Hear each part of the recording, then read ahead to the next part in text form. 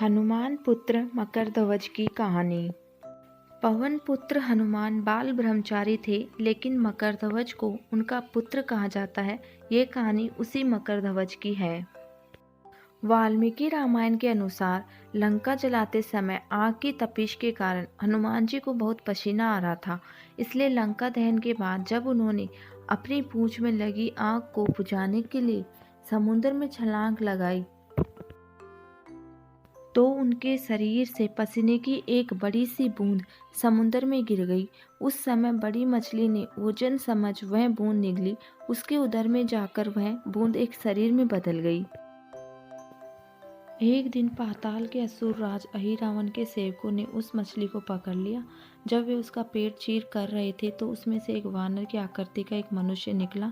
वे उसे अहिरावण के पास ले गए। अहिरावण ने उसे पातालपुरी का रक्षक नियुक्त कर दिया। यही वानर हनुमान पुत्र मकरध्वज के नाम से प्रसिद्ध हुआ। जब राम और रावण का युद्ध हो रहा था, तब रावण की आज्ञा अनुसार अहिरावण राम लक्ष्मण का अपहरण कर उन्हें पातालपुरी ले गया। उनके अपहरण से वानर सेना भयभीत और शोकाकुल हो गई। लेकिन विभीषण ने यह भेद हनुमान जी के सामने प्रकट कर दिया। हनुमान जी राम लक्ष्मण की सहायता के लिए पातालपुरी पहुंचे। जब उन्होंने पाताल के द्वार पर एक वानर को देखा तो वे आश्चर्यचकित हो गए। उन्होंने मकरध्वज से उसका परिचय पूछा। मकरध्वज अपना परिचय देते हुए बोला, मैं हनुमान पुत्र मकरध्वज हूँ और पातालपुरी का द्वारपाल हूँ। मकरध्वज की बात सुनकर हनुमान क्रोधित होकर बोले, ये तुम क्या कह रहे हो? दुष्ट, मैं बाल ब्रह्मचारी हूँ, फिर भला तुम मेरे पुत्र कैसे हो सकते हो? हनुमान जी का परिचय पाते ही मकरध्वज उनके पैरों में गिर गया और उन्हें प्रणाम कर अपनी उत्पत्ति की कथा सुनाई। हनुमान जी ने भी मान लिया कि वे उनका ही पुत्र है, लेकिन यह कहकर कि वे भी अपने श्री राम और लक्ष्मण को लेने आए हैं। जैसे द्वार की ओर बढ़े, वैसे ही मकरध्वज उनका मार्ग रोकते हुए बोला, पिताश्री, यह सत्य है कि मैं आपका पुत्र हूँ, लेकिन अभी मैं अपने स्वामी की सेवा में हूँ, इसलिए आप अंदर नहीं जा सकते। हनुमान ने मकरध्वज को अनेक प्रकार से समझाने का प्रयास किया, किंतु वह द्वार से नहीं हटा। तब दोनों में घोर युद्ध शुरू हो गया। देखते ही देखते हनुमान जी उसे अपनी पूंछ में बांधकर पाताल लोक में प्रवेश कर गए।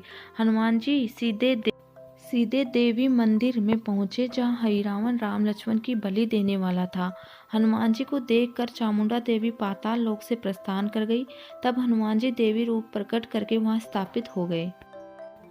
कुछ देर बाद अहिरावण वहां आया और पूजा अर्चना करके जैसे ही उसने राम लक्ष्मण की बलि देने के लिए तलवार उठाई, वैसे ही भयंकर गर्जन करते हुए हनुमान जी प्रकट हो गए और उसी तलवार से अहिरावण का वध कर दिया। उन्होंने राम लक्ष्मण को बंधन मुक्त किया। तब श्री राम ने पूछा, हनुमान, तुम्हारी पूंछ में ये कौन बंधा है? बिल्कुल तुम्हारे समान ही लग रहा है, इसे खोल दो। हनुमान ने मकरध्वज का परिचय देकर उसे बंधन मुक्त कर दिया। मकरध्वज ने श्री राम के समक्ष सिर झुका लिया।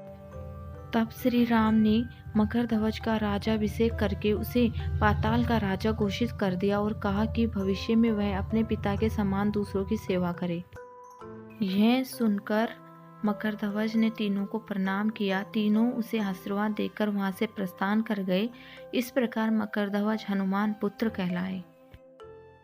Thank you for watching video. Keep smiling and keep supporting.